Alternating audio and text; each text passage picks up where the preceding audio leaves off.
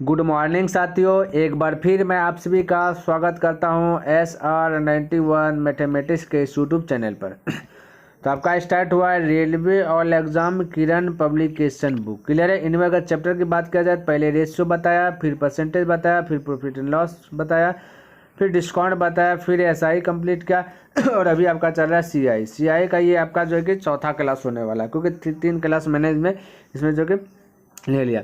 अच्छा, एक बात और बता देना चाहता हूँ कि इसके पहले एक बुक खत्म किया, वो बुक आपका RS अग्रवाल बुक नवीन अंकगणित का है। ठीक है, वो भी अपने आप में बहुत बहुत पावरफुल है और इसमें पूरा चैप्टर ही इसका खत्म कर दिया। इसका आप पहले जा करके CI पढ़ सकते हैं, इसमें कोई दिक्कत वाली बात नहीं है ना। अगर आप देखना चाहते हैं तो डिस्क्रिप्शन बॉक्स में मैं उनका लिंक दे दूंगा, वहाँ से देख लीजिएगा या फिर आप प्लेलिस्ट चेक कर सकते हैं।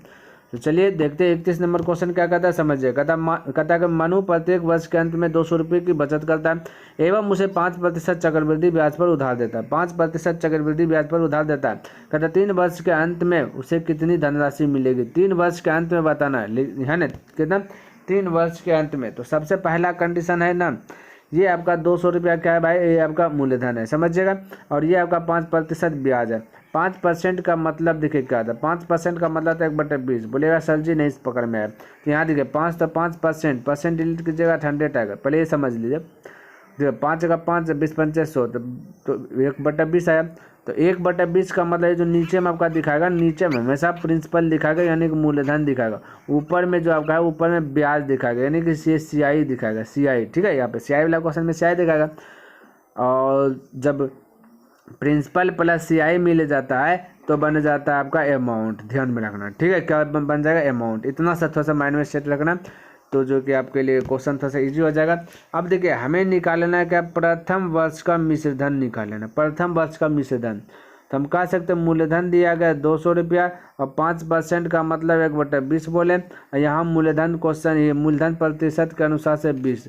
तो मूलधन का तुलना मूलधन से हमने बोला निकालना SI, तो सॉरी SI नहीं बोले, यानी अमाउंट निकालना है। तो 20 और 1 जोड़ लीजिएगा तो हो जाएगा 21। तो 21 से गुना, बस इतना समय हो गया आपका प्रथम वर्ष का मिश्रधन होगा। हमें तो तृतीय वर्ष का मिश्रधन चाहिए, पहले प्रथम वर्ष का निकालेंगे तब ना, यानी कि दोनों ज्वाइंट जा रहा है। तो मैं कह सकता 20 से 20 कट जाएगा, बचेगा 10 गुना 21 तो हो जाएगा 210।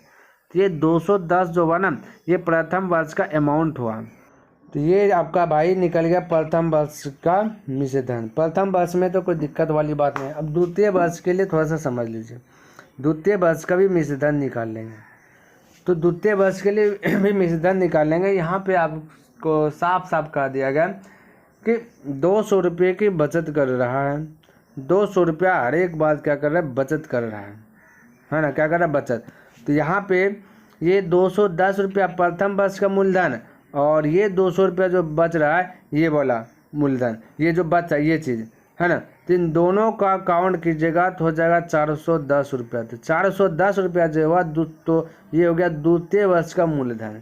यानी प्रथम वर्ष का मिश्रधन आया 210 रुपया, जिनमें से कि 210 रुपया मिश्रधन आया, उनमें से 200 रुपया बचा भी लिया है। तो हम कहेंगे बचाना नहीं है अभी पहले इसको लाइए। तो 210 और 200 जोड़िएगा तो हो जाएगा 410। तो ये जो 410 हुआ ना भाई, हट जाओ थोड़ा सा, ये जो 410 हुआ ये आपका हो गया द्वितीय वर्ष का मूलधन।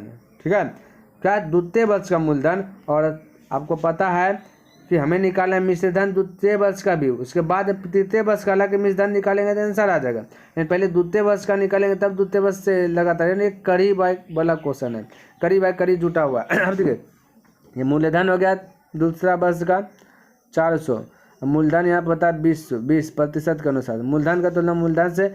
मिश्रधन निकालना है तो 20 1 21, तो 21 से गुना है ना। तो हम कह सकते हैं 0 से 0 कट जाएगा, फिर 21 गुना 41 भागा 2, 21 गुना 41 भागा 2, तो 430.5 आ जाएगा, 430.5।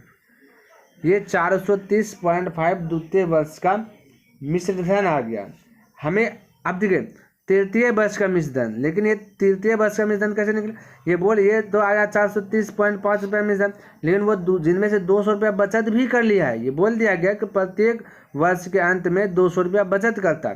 तो ये 200 बचत जो क्या, पहले 200 को यहाँ पे जोड़िए, 430.5 में 200 जोड़िए तो हो जाए 4 2 600, 630.5। ये 630.5 क्या हुआ, ये तृतीय वर्ष का मूलधन हुआ। ठीक है, क्या हुआ, तृतीय वर्ष का मूलधन हुआ। मूलधन हम लोग के अनुसार से कितना है, 20 है। तो मैं कह सकता हूँ मूलधन का तुलना मूलधन से निकालना, मिश्रधन तो 21 से गुना। अब आपका जो कि हमसे यही पूछ दिया, तीसरे 3 वर्ष के अंत में उसे कितनी धनराशि मिलेगी, मिलेगी कि मतलब मूलधन, यदि सॉरी मिश्रधन। अब इसको काउंट कीजिएगा, हल कीजिएगा, है ना। तो हल कीजिएगा तो आपका जो आ जाएगा 662.025, 662.025, यानी कि ऑप्शन नंबर बी आपका आ जाएगा। तो ये वाला पूछा था तृतीय वर्ष वाला, तो यहाँ से इस प्रकार से आ गया आंसर। ठीक है, तो ध्यान में रखना, ऐसे इसको सोल्व करना है।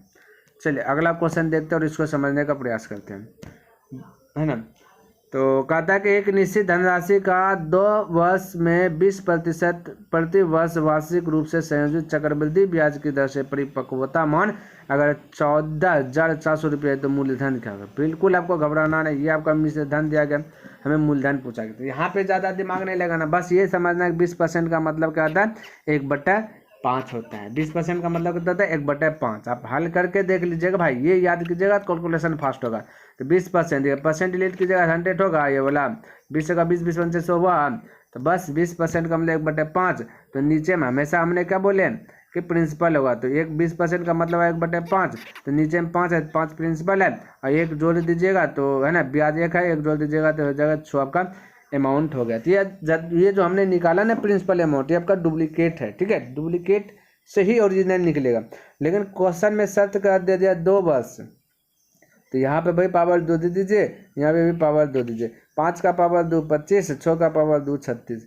ये आपका दिया गया 14,400 रुपया, है ना मिश्रधन। यहाँ पे मिश्रधन है 36। तो मिश्रधन का तुलना मिश्रधन से पूछा मूलधन, तो मूलधन ये 25 है, तो 25 से गुना, है ना।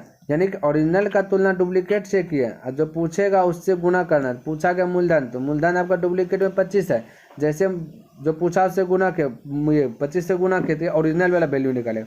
तो 24 यानी 4 बार में जाएगा, 4 25 7 100, 100 पर 2 0, यानी कि 10,000 right answer option number D आपका करेक्ट हो गया 32 का। तो इस प्रकार से जो आपको बना लेना है। चलिए अगला क्वेश्चन देखते हैं, इसको सभी समझते हैं। 33 नंबर कहता सैम से 5,000 रुपये की धनराशि चक्रवृद्धि ब्याज की 10% वार्षिक दर पर निवेश करता है। n वर्षों के बाद सैम्स को इतना रुपये और प्राप्त होते हैं। तो एक कहता है भाई यहाँ n होना चाहिए ना, कहता n का मान ज्ञात करें। n का मान हमें ज्ञात करना है, बिल्कुल चिंता नहीं करना, n का मान बहुत आसानी से जो कि ज्ञात कर लेंगे। ठीक है, तो 1 नहीं है, थोड़ा सा समझना है, ये n है। तो चलिए n का ही मान ज्ञात करेंगे। तो यहाँ पे जब भी n ज्ञात करना होता है यानी कि वर्ष है, n यानी कि वर्ष है। ठीक है, t भी बोले तो वर्ष है, तो उसके लिए थोड़ा सा अलग सिस्टम चलना पड़ेगा। ठीक है, तो उसके लिए आपको प्रिंसिपल और अमाउंट पता करना है, वो भी ओरिजिनल वाला, और आपको दिया रहता है।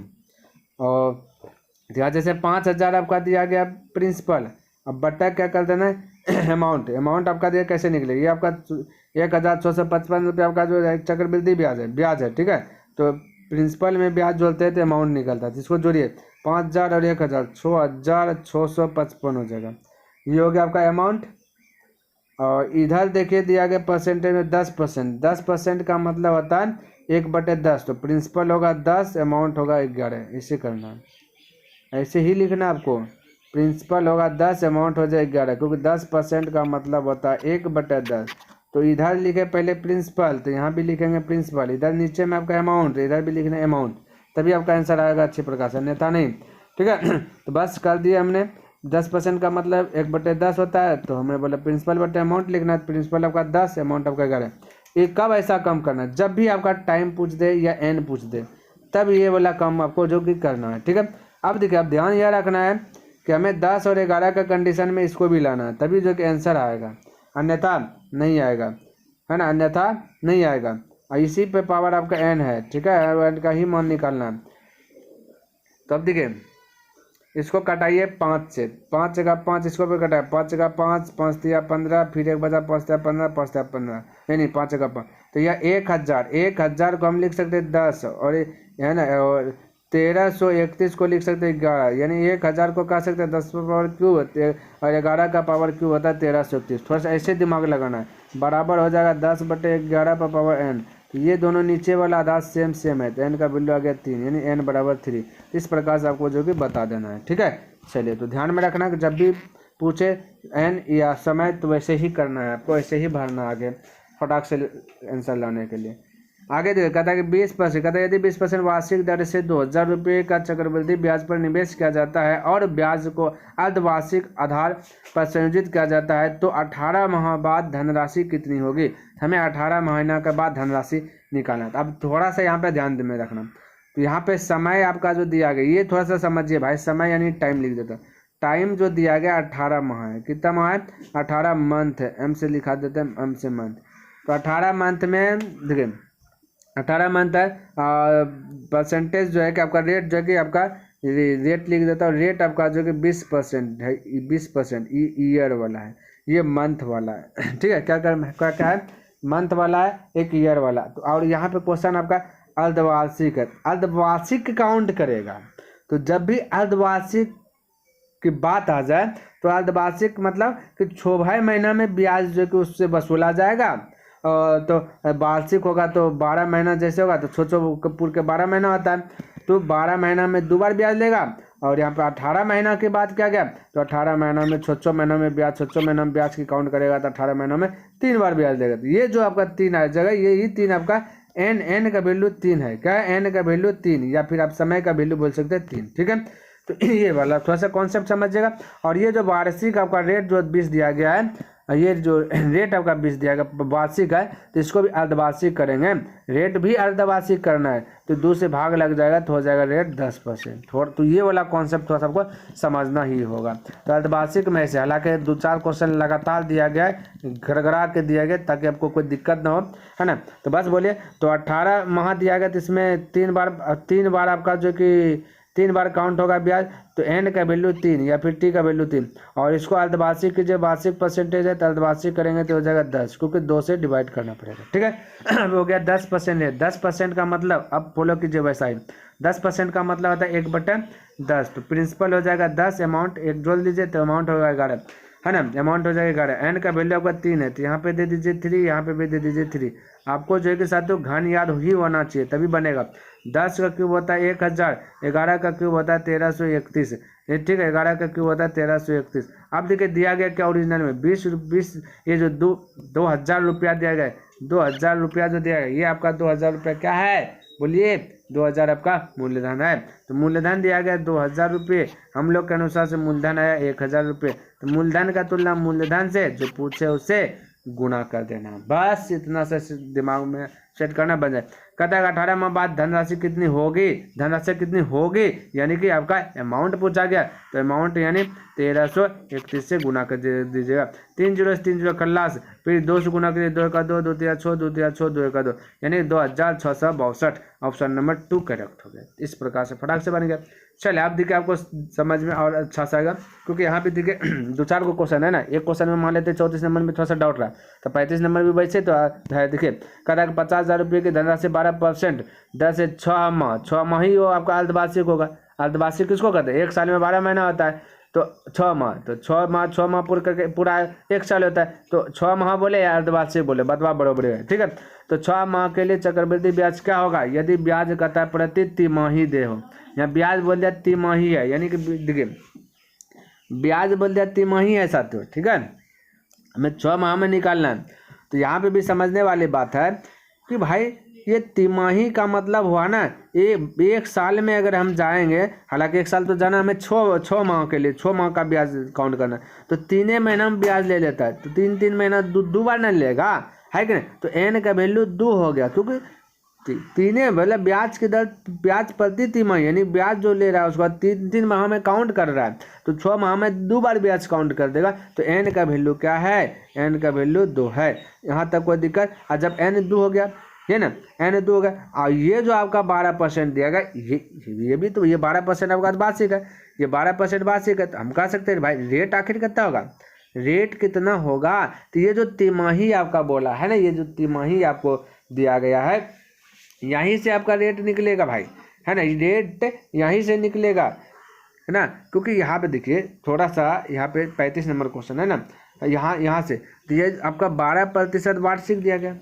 समझिए, 12% वार्षिक है, और ब्याज बोला तिमाही है, जैसे बोला है तो तिमाही यानी कि 3 महीना में रेट काउंट होगा, पहले 3 महीना 3 महीना 3 महीना 3 महीना, यानी कि टोटल दिखेगा 1 साल पूर्णे में 4 बार ब्याज काउंट होता है, 4 बार ब्याज काउंट होता है 1 साल पूर्णे में। कितना था? 4 बार। तो यही 4 से 12 में 4 से डिवाइड कर दीजिए 3, तो रेट हो जाएगा 3%। इसका 12 का कीजिएगा 4 क्योंकि तिमाही 4 तिमाही मिल के एक साल पूरता है, 4 तिमाही मिल के 1 साल पूरा है ना, तो या है ना, 2 छमाही मिल करके 1 साल पूरता है, तिमाही में 4 तिमाही मिलता है, तो ये 4 से 12 में भाग दे दीजिए तो आपका रेट निकल जाएगा 3। ये थोड़ा सा समझना है, थोड़ा सा ऐसे आपको अप्लाई करना है भाई। जब भी छमाही पूछेगा तो 2 छमाही मिल करके बन जाता है क्या चीज़, 2 छमाही मिल करके बनता है वर्ष। तो इसलिए यहाँ पे वो अभी 34 नंबर क्वेश्चन में जो आपका 20 दिया गया था तो 2 से डिवाइड किए, यहाँ पे तिमाही तो 4 तिमाही मिलकर 1 साल पूरेगा, तो 12 में 4 से भाग दे देंगे, ठीक है, तब आपका राइट आंसर हो जाएगा, है ना, तब आपका आ जाएगा। तो यहाँ पे मैं कह सकता हूँ कि 12% है, 4 से डिवाइड कर दीजिएगा 3 हो जाएगा, क्या हो जाएगा 3। ये 3% आपका हो गया रेट, तिमाही काउंट करेगा तो, ठीक है। हमें 6 माह के लिए चक्रवृद्धि ब्याज अब फटाक से निकल जाएगा ना, अब निकल जाएगा क्योंकि आपका एन भी निकलिएगा। अब देखिए एन आपका 2 निकला, 3% का मतलब था परसेंट डिलीट करेगा तो 3/100 हो जाएगा, तो प्रिंसिपल हो जाएगा आपका 100 और अमाउंट हो जाएगा 100 में 3 जुटेगा तो 103। अब यहाँ 2 माही बोला गया है ना, 2, तो यहाँ पर इस पर भी पावर 2, इस पर पावर 2, क्योंकि 2 बार काउंट होगा। तो अब 100 का स्क्वायर कीजिएगा तो हो जाएगा 100 पर 2 0, 100 का स्क्वायर 100 पर 2 0, 103 का स्क्वायर होता है कि भाई 106 और 09 होगा। ये कैसे हुआ? तो ये चीज़ जानने के लिए हमने बेसिक बताएं शायद कि 100 से जितना ज़्यादा रहेगा, जैसे 100 से 3 ज़्यादा है तो 100 से 3 ज़्यादा है तो 103 में से 3 जोड़िए तो 106 हो जाता है, और ये जो पीछे में 3 है इसका स्क्वायर करके 2 डिजिट में लिखे, तो स्क्वायर किया तो 9 हुआ, 2 डिजिट में लिखना था, हम 0 लगा दिया, कहानी खत्म। ऐसे आपका बनता है ना। चलिए हो गया। अब हमारे पास जो दिएगा 5,000 रुपये, ये क्या देगा, 50,000 रुपये, 50,000 रुपये अमाउंट है, मूलधन है, मूलधन हमारे पास है कहता है 10,000 रुपये। मूलधन का तुलना मूलधन से, है ना, मूलधन का तुलना मूलधन से, तो कहता है 6 माह के लिए चक्रवृद्धि ब्याज क्या होगा। हमसे चक्रवृद्धि ब्याज पूछा, यानी इन दोनों के बीच का अंतर, तो 600 कहता है 9, तो 609 से गुना, 4 0 खल्लास 5 से गुना कर दीजिए, 9 5 45 करीब 5 है 4, फिर 4 5 6 30, यानी 3,045 रुपया। ऑप्शन नंबर 4 करेक्ट हो जाएगा। तो इस प्रकार से बना लेना है साथियों, कहीं पे घबराना नहीं है, ठीक है, और ऐसे ही आपको चलना है। चलिए आइए देखिए ना, 36 नंबर वाला क्वेश्चन देखिए क्या कहता है, समझिएगा। 36 नंबर कहता है यदि 6 माही चक्रवृद्धि पर, पाइए, कहता कि यदि 6 माही चक्रवृद्धि पर 20% वार्षिक की दर से 10,000 रुपये निवेश किए जाते हैं, तब 18 माह बाद राशि होगी। 18 महीने के बाद राशि पूछ दिया गया, बिल्कुल चिंता नहीं करना है, इसको बाद 18 माह पूछा गया। देखिए जैसे अभी 34 नंबर बताया 6 माही चक्रवृद्धि ब्याज, आप ही लोग बोलिए अब 6 माही चक्रवृद्धि ब्याज काउंट करेगा तो 18 माह में कितना बार, कब बार चक्रवृद्धि ब्याज काउंट होगा, तो बोलिएगा कि सर जी 6 माही बोले ना, तो 6 महीना में 1 बार, फिर 6 महीना में 1 बार, फिर 6 महीना में 1 बार, यानी 3 बार काउंट करेगा, तो इनका वैल्यू 3, यानी कि अगर ऐसे भी थोड़ा सा और फास्ट निकालें तो 18 अब बटे 6, ये 6 माही, तो 6 से बाद दीजिए, 6 दिया 18, क्लियर, 6 दिया 18। इसको भी 6 माही कीजिएगा, ये वार्षिक है, वार्षिक को 6 माही कीजिएगा, तो भाई ये वर्ष है तो एक वर्ष में 2 बार काउंट करेगा 6 माही, तो यार दूसरे भाग दे दीजिए इसको, तो हो जाएगा 10, ठीक है। तो चलिए अब मैं डायरेक्ट अगर बोल दूं कि एन का वैल्यू हो जाएगा 6 माही करेगा 6 3 18, 3 बार एन का वैल्यू 3 बार काउंट हो जाएगा, और इसको भी 6 माही में कन्वर्ट कीजिएगा, ये वार्षिक है तो रेट हो जाएगा 10। कोई दिक्कत नहीं है। अब हल कीजिए प्रिंसिपल और अमाउंट, तो प्रिंसिपल आपका हो जाएगा कितना 10, अमाउंट हो जाएगा कितना 10% का मतलब होता है ना 1/10, तो अमाउंट हो जाएगा 11, तो एन का वैल्यू 3, तो इस पर भी पावर 3, यहाँ पे भी पावर 3, तो 10 का क्यूब होता है 10,000, 10 का क्यूब कितना होता है 10,000, 10,000 बोलते हैं, 100 का बोल दिए, स्क्वायर बोल दिया, 10 का क्यूब 1,000 होता है, तो 11 का होता है 1331 होता है। आपके पास दिया गया तो 10,000 रुपया निवेश किया गया, 10,000 रुपया निवेश किया गया यानी मूलधन। यहाँ मूलधन है 1,000, मूलधन का तुलना मूलधन से जो पूछे उससे गुना, तो 18 माह बाद राशि होगी, यानी कि यही पूछ दिया है ना, यानी कि आपका अमाउंट पूछ दिया तो 1,331 रुपये से गुना, 3 जीरो से 3 जीरो खल्लास, 1,331 पर 1 जीरो यहाँ पर बचा तो बैठा दीजिए, 1,331 ऑप्शन नंबर 4 करेक्ट हो जाएगा, 1 जीरो बैठा दिए। ठीक है, चलिए तो इस प्रकार से तो अब लगता है साथियों थोड़ा थोड़ा आपको जो समझ में आ रहा होगा, क्योंकि लगातार मिल रहा है ना।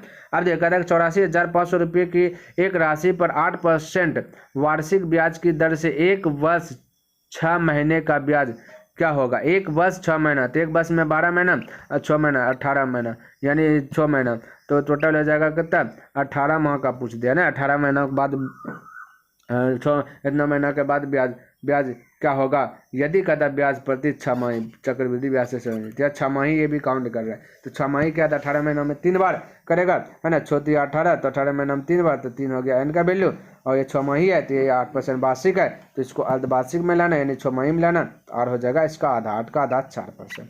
अब प्रिंसिपल और अमाउंट बैठा लीजिए, तो प्रिंसिपल 4% का मतलब होता है 1/25, ठीक है, तो प्रिंसिपल होगा 25 और अमाउंट हो जाएगा 26, और एंड का वैल्यू 3 है तो इस पर पावर 3, इस पर भी पावर 3, 25 का क्यूब हो जाता है 15,625, 15,625, और 26 का क्यूब की बात कीजिएगा तो आपको आ जाएगा 17,576, 17,576। ठीक है, अब आपके पास दिया गया क्या, ये देखिए यहाँ पे दिया गया क्या, दिया गया 84,500 रुपया मूलधन, यहाँ मूलधन है 15,625 रुपया, मूलधन का तुलना मूलधन से जो पूछे उससे गुना, है ना, पूछ दिया गया तो 1 वर्ष 6 महीने का ब्याज क्या होगा, यानी चक्रवृद्धि ब्याज पूछा है, तो इन दोनों के बीच का अंतर तो 1,951 का है, तो 1,951 से मल्टीपल, इसको हल कर लीजिएगा भाई, तो आपका लगभग में आंसर आ जाएगा, है ना,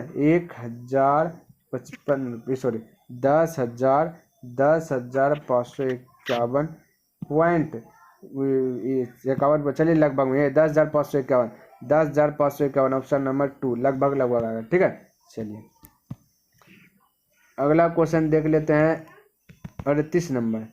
तो 38 नंबर क्या कहता है, कहता है कि 37,500 रुपये के मूलधन का 8% प्रति वर्ष चक्रवृद्धि ब्याज की दर से इतना वर्ष में मिश्रधन क्या होगा, यदि ब्याज अर्धवार्षिक संयोजित होता है। कहते हैं यदि ब्याज अर्धवार्षिक संयोजित होता है तो बताना है ना, तो मिश्रधन बताना है, बिल्कुल चिंता नहीं करना, अर्धवार्षिक बोल दिया, यहाँ 1 वर्ष और ये आधा है, 1.1/2, इसका मतलब 1/2 मतलब था आधा। ठीक है, तो 1 वर्ष और आधा वर्ष, तो ये भी तो 18 महीना हुआ, ये भी तो 18 महीना हुआ, और वर्ष बोल दिया अर्धवार्षिक, यानी 6 महीना में काउंट होगा तो 3 बार काउंट हो जाएगा 18 महीना में, तो एन का वैल्यू यहाँ भी तो बोल सकते 3 बोल सकते कि नहीं बोल सकते, बिल्कुल यहाँ भी 3 बोल सकते, इनमें से कोई दिक्कत वाली बात नहीं है। ठीक है, आगे देखिए क्वेश्चन, आगे एन हो गया 3, तो ये अर्धवार्षिक है, तो रेट हो जाएगा कितना, रेट हो जाएगा 4। क्लियर है, चलिए ठीक है भाई, चलिए तो ये हो गया रेट आपका 4%, कोई दिक्कत नहीं है ना। अब बनाइए उसी प्रकार से, तो प्रिंसिपल और ये है अमाउंट, तो प्रिंसिपल आपका क्या होगा, प्रिंसिपल 4% का मतलब 1/25, तो प्रिंसिपल हो जाएगा 25 और अमाउंट हो जाएगा 26, तो बस फिर से 3, तो यहाँ भी पावर 3, यहाँ भी पावर 3, 25 का पावर 3, 25 का पावर क्यों, अभी तो बताया 15,625, 15,625, और 26 का पावर क्यों बताया 17,576, ये चीज़ अभी तुरंत बताए तो है ना, तो बनाते बनाते याद हो जाएगा। अब आपके से सामने दिखे क्या है, 37,500 रुपया, थोड़ा सा कलर चेंज कर लेता हूँ, 37,500 रुपया ये आपका मूलधन है, मूलधन यहाँ पे दिया 15,625 रुपये, मूलधन का तुलना मूलधन से जो पूछे उससे गुना, यही चीज़ थोड़ा सा अप्लाई करके आपको आगे बढ़ना है तो बन जाएगा। तो आपसे पूछा गया क्या, आपसे पूछा गया देखिए क्या होगा, यानी कि मिश्रधन क्या होगा, मिश्रधन पूछा गया तो है ना 17,576 से मल्टीपल कर दीजिए, 17,576 से क्या कर दीजिए, मल्टीपल कर दीजिए, आपका जो कि आंसर आ जाएगा। ठीक है, तो आंसर आ जाएगा, लगभग आएगा आंसर, मैं तो लिख देता हूँ 42,182 आ जाएगा, 42,182.4 रुपया। ठीक है, 0.4 रुपया, यानी कि ऑप्शन नंबर डी करेक्ट हो जाएगा। ठीक है, चलिए तो इस प्रकार से आपको बना लेना है। अगला क्वेश्चन देखिए 39 नंबर, और इसको भी समझने का प्रयास कीजिए। कहता ए ने अर्धवार्षिक रूप से संयोजित 8% प्रति वर्ष चक्रवृद्धि ब्याज की दर से एक निश्चित धनराशि उधार लेता है तो मूलधन क्या था यदि उसने एक वर्ष 6 माह में इतना रुपये की धनराशि बैंक को चुकाई। कोई दिक्कत नहीं, हमसे पूछ दिया गया मूलधन, जो पूछा है उसी से मल्टीपल करना है, बाकी बात जो निकालना वो। आइए अब ये क्वेश्चन आपका 8% है, अर्धवार्षिक फिर से बोल दिया, और प्रति वर्ष चक्रवृद्धि ब्याज है ना, और एक वर्ष 6 माह यहाँ भी दिखे, यदि उसे एक वर्ष 6 माह बोल दिया, यानी ये भी आपका वही वाला कंडीशन। 18 महीना है तो 18 महीना है तो 18 महीना है तो अर्धवार्षिक है, तो अर्धवार्षिक तो छोटी 18, अन का वैल्यू फिर से हो गया 3, अन का वैल्यू हो जाएगा 3, और ये हो जाएगा रेट आपका हो जाएगा आधा, ठीक है, आधा हो जाएगा। अर्धवार्षिक करेंगे 4%, तो फिर से बोले प्रिंसिपल और अमाउंट, ठीक है, क्या बोलिए प्रिंसिपल अमाउंट, तो प्रिंसिपल हो जाएगा 25, 4% वाला 25/1/25 नाम, और फिर हो जाएगा 26। इसका भी बोलिए क्यूब, इसका बोलिए क्यूब, 25 का क्यूब अभी तुरंत हमने बताया 15,625, 15,625, इसका हो जाए 17,576, ये चीज़ बोला, ये चीज़ ने बोला। और ये आपका जो दिया गया ये इतना धनराशि बैंक को चुकाई, यानी कि आपका अमाउंट ब्याज समेत ना चुकाएगी, तो अमाउंट दिया गया 19 है ना 1,96,851 रुपये। यहाँ पे अमाउंट आपका कहता है यहाँ पे 17,500, थोड़ा सा फ्रेश से लिखा जाए 17,576 रुपये। अमाउंट का तुलना अमाउंट से जो पूछे उससे गुना, पूछा गया मूलधन, तो मूलधन 15,625 से मल्टीपल। इसको भाई हल कर लीजिएगा, ठीक है, तो हल कर लीजिएगा तो आंसर आ जाएगा 17 है ना 1,75,000, 1,75,000, 1,75,000, ऑप्शन नंबर बी करेक्ट हो जाएगा। इस प्रकार से आपको बना लेना। आगे 40 नंबर, 40 में क्या कहता है, कहता अर्धवार्षिक रूप से चक्रवृद्धि ब्याज से है ना 80,000 रुपयों के 2 वर्ष बाद 20% की वार्षिक दर से कितने रुपये हो जाएगा। यहाँ पे वार्षिक रूप अर्धवार्षिक दिया गया है ना, क्या दिया गया अर्धवार्षिक दिया गया, तो अर्धवार्षिक ये भी है ना, अब पूछ दिया गया 20% की वार्षिक, ये आपका वार्षिक रेट दिया गया वार्षिक, तो बस कोई दिक्कत नहीं, वैसे फॉलो कीजिए आपका जो कि बन जाएगा, कोई दिक्कत नहीं। 2 वर्ष में आपका होता है 24 महीना, ये तो समझिए 2 वर्ष में 24 महीना होता है, तो 24 महीना में कब बार काउंट हो जाएगा बोलिए, अर्धवार्षिक यानी छो कम 24 का बार है 4 बार, तो 4 काउंट हो जाएगा, 4 बार ब्याज का काउंट हो जाएगा, है ना। तो मैं कह सकता हूँ कि भाई आपका एन का वैल्यू होगा 4, एन का वैल्यू 4 होगा, क्यों, क्योंकि 2 वर्ष है, 2 वर्ष में 24 महीना होता है, और अर्धवार्षिक है 6 महीना में काउंट होगा, तो 24 महीना में कब बार काउंट हो जाएगा, 24 4 बार हो जाएगा, तो ये 6 महीना, तो इसको भी 6 माह ही करेंगे रेट, तो रेट हो जाएगा इसका आधा 10 हो जाएगा, तो 10% का वैल्यू बस हो गया 1/10, तो यहाँ पे प्रिंसिपल हो जाएगा 10, अमाउंट हो जाएगा 11, तो यहाँ 10 पर पावर 4 हो जाएगा, 11 पर पावर 4 हो जाएगा। अब 4 वाला तो याद किया नहीं, तो कोई दिक्कत नहीं, इसको ऐसे लिखिए 80 है ना, ठीक है, 80,000, और ये तो जाना है ना 10 ये तो 10 गुना 10 4 बार कर दीजिए, नहीं जाना 10 गुना 10 गुना 10, क्योंकि ये मूलधन, तो मूलधन का तुलना मूलधन से जो कितने रुपए हो जाएंगे, तो 11 को 4 बार लिखे, 11 गुना 11 गुना 11 गुना 11, कौन नहीं करें 4 0 खत्म, अब 11 गुना 11 तो हो जाता है 1331, अब फिर गुना कर दीजिए 11, फिर ये बोला 8 से गुना कर दीजिएगा, तो इतना सा थोड़ा सा आप कर लीजिएगा, आपका आंसर जो कि आ जाएगा 1,17,128, 1,17,128 ये वाला आ जाएगा, ठीक है, यानी 1,17,128 रुपये, ऑप्शन नंबर बी करेक्ट हो गया।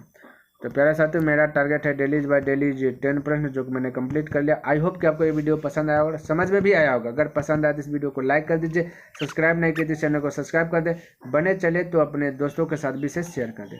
चलिए मैं नेक्स्ट दिन मिलता हूँ इसे आगे लेकर के, तब तक के लिए धन्यवाद। जय हिंद, जय भारत।